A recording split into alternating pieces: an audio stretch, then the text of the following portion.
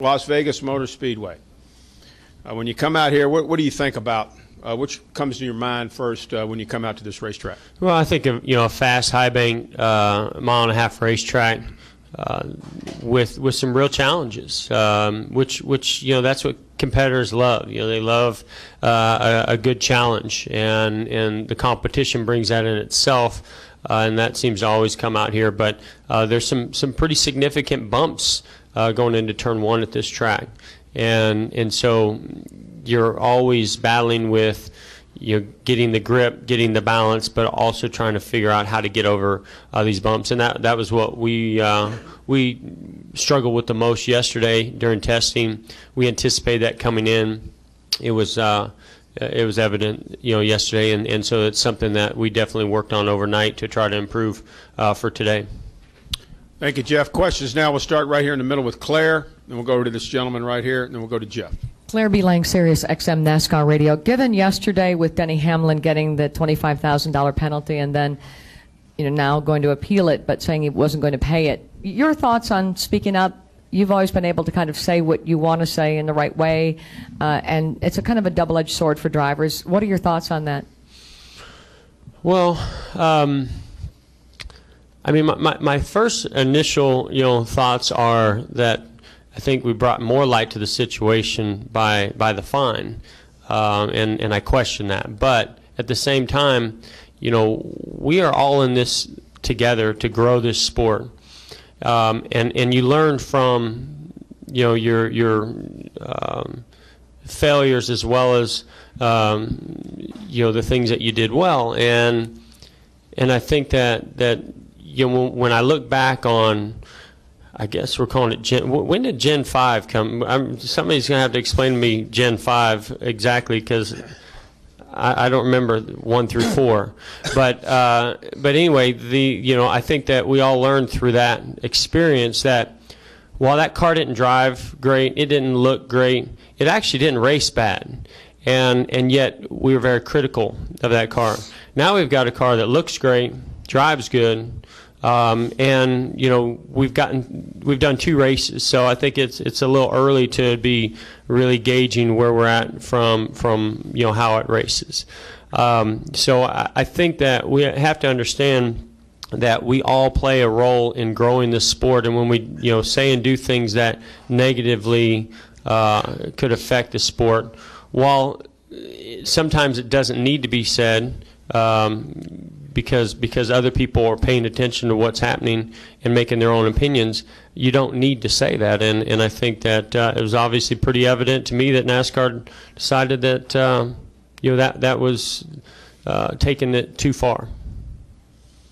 Well, let's go to who had the next question? I think Jeff Gluck did, and we'll go to Shannon and then to David. Go ahead, Jeff. Jeff Gluck from USA Today. Along the same lines, Denny in general, it seems like he's going to challenge NASCAR's authority, kind of, and he's not backing down. He said he's not going to pay the fine, and seems like he's going to appeal it all the way. From what you know of Denny, I know you know him a little bit. Are you surprised that he's choosing to stand his ground at all? And what do you think his chances of success are going head-to-head with NASCAR? I mean, do you want me to try? I mean, we are in Vegas, so we can try to count the odds of when the apology is going to be coming, and when the we're all in this together to grow this sport tweet, is going to be coming. But your guess is as good as mine. I mean, you don't listen. I think it's been an interesting story for somebody to challenge that authority, and that's fine. But we at the end of the day, I know whose sandbox I'm playing in, and I like the sandbox, and I like to play in it, and I want to I want to have the best opportunity to have the most fun in that sandbox. And so sometimes while you don't always like it, you got to bite your tongue and just go out there and race. And listen, I've been there before where I've wanted to challenge that and say those things. And if he chooses to do that, that's his prerogative. I mean, I think in his mind he's just being honest with himself and didn't see anything wrong with it. But again, look bigger picture. You know, that's the way I look at it. And so there's times when, you know, I feel like, hey, this is my place to speak my mind and say what's there. But as Claire said, sometimes I just choose to do it a little bit less harsh. Shannon, and then we'll go to this gentleman here. Shannon Spake, ESPN. When you do choose to speak your mind, do you think that maybe you will think about the way that you're going to speak your mind, the comments that you're going to make based on this most recent penalty and the way that Hamlin approached it? No, I'm going to go about it the same way that I always do. I mean, I feel like, you know, I try to think before I say anything, and I try to think if this is going to be something that is going to negatively affect the sport, negatively affect my sponsors or myself, my team, you know, and is it worth it? That's, you know, and I try to do that when I'm doing interviews and when I'm, you know, talking about things that are going on. Hard to kind of do that in the heat of the moment over the radio, you know, during a race. But when I get out of the car, I'm usually pretty good at being able to do that and think about that. And so I won't be doing anything any different than I ever have before. Let's get this gentleman right here, and then we'll go to Lewis and then Alan. Go ahead, sir. Harry Ransom, World of Racing. Professional drivers, of course, have to handle different conditions at different tracks, but as an outsider looking in, excuse me, how do drivers prepare differently if you have curved pit roads versus straight ones? I would think I'd rather go to a track with a straight one. Comments on that?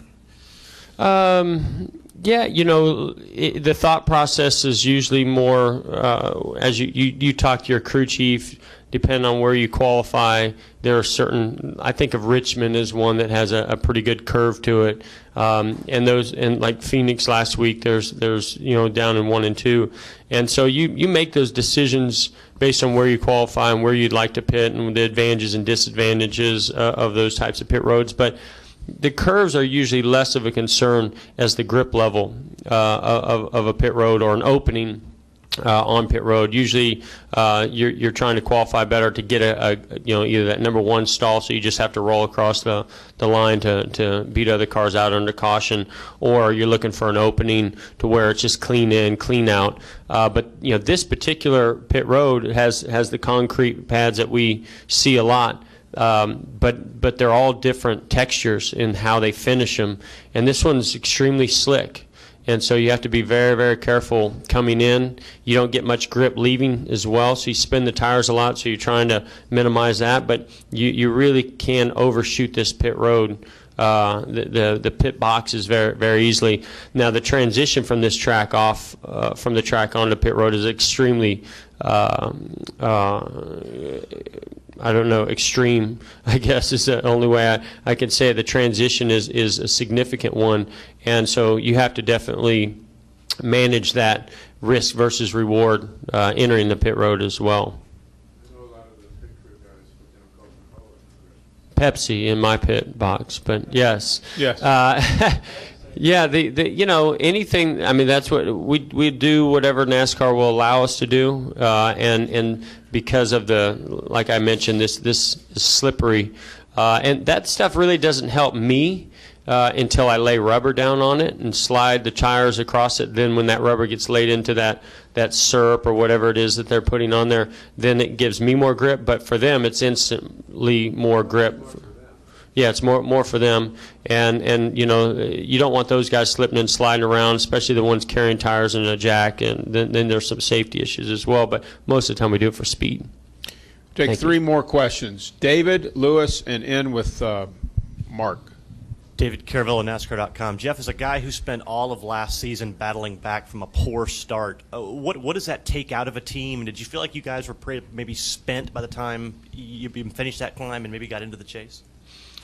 We were. I mean, it definitely, it can either tear you completely apart or make you stronger, and I think in our case it made us stronger, and I think that's just a sign of how strong knit of a team that we are, how we communicate. because we were challenged every weekend with good race cars and bad results. And you know, we just kept fighting through it.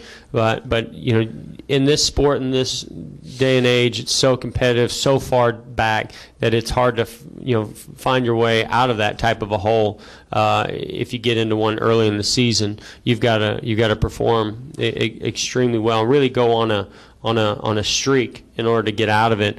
And so, you know, I think that it's the best thing really that happened to us, even though I don't like the way we ended up this season. I think that coming into this season and the way we ended the final race of last year, going through all those tougher times certainly made my communication and relationship with Alan Gustafson and our engineers much, much stronger. Like even just yesterday, we struggled. We weren't very good during the test, and yet, you know, at the end of the day, we weren't pointing fingers at one another. We're just working to get through it and to make sure that today, you know, we made improvements, or at least by Sunday. Go Lewis and end with the Mark. Go ahead, Lewis. So, Lewis Frank of Auto Week. We're talking a lot about transparency today. And let me put it in context for you. When you were coming up in the days of Dale Earnhardt Sr., sometimes there'd be a dispute in the garage and the sanctioning body, and they'd have a conversation in the hauler. And then it was resolved, and life went on. And I was wondering, is there too much transparency today? Well, and I think, you know, that's some of NASCAR's response to this is that, you know, they like to be given the opportunity you know, to discuss it and work on it, you know, more privately. And I think that, and I've mentioned this many times in here, the schedule, the competitiveness, you know, now all these debriefs that we do with our teams, how we don't practice after the nationwide race like we used to. There's just, we find ourselves doing more for sponsors as well, and there's just not that opportunity that there used to be to see 3, 4, 5, 6 guys up in the NASCAR hauler discussing the sport and discussing the rules and discussing, you know, the racing and you know, whether or not that, and I've always told, you know, NASCAR that wasn't because we thought we were actually being heard or we actually thought we were making a difference. It's just we felt like we're getting it off our chests and that you might be listening. And I think that, you know, we lose some of that now. And, you know, I'm a big fan of true drivers meetings. I'm not talking about on Sunday morning. I'm talking about get the group of drivers together, you know, with NASCAR and just have some open discussions, you know, about what's happening. You know, I mean, we go to a test to develop this car, and we're working on developing the car and what's happening with the car. We're not really openly discussing things as much as I think we'd all like to. And so, you know, you go down certain paths based on what you see on the track and a little bit of conversation. So, you know, I think that sometimes you know, it'd be good to get back to some of that and see a little bit more of that. But it's going to have to be scheduled. It's not something that's just going to happen the way it used to happen. And to elaborate on that, I know for me when I came in, like Ray Evernham he'd say, I just saw Dale Sr. going to the NASCAR hauler. You better go over there and see what's going on. You know, and it was one of those things where you knew that Dale had their ear. And so if you weren't up there giving your side of it, there could be a result that come out of it that might, you know, affect you. And so, you know, half the reason I was even up there was just to see what was going on to make sure I could give my 10 cents. And there's usually others that followed as well, because everybody kind of saw when Dale moved in there. Final question, Mark, go ahead. Mark Garrow, PRN, down the middle here. Jeff, going back to your initial comment about Denny Hamlin's situation here this weekend, the general consensus about the Gen 6 car with the teams and the fans has been very positive to start the year. And do you think this should have been handled internally so as not to really, you know, spotlight, you know, any disagreement with the car? Well, I'm not saying how it should have been handled. I'm just saying that I didn't even know about his comments until yesterday.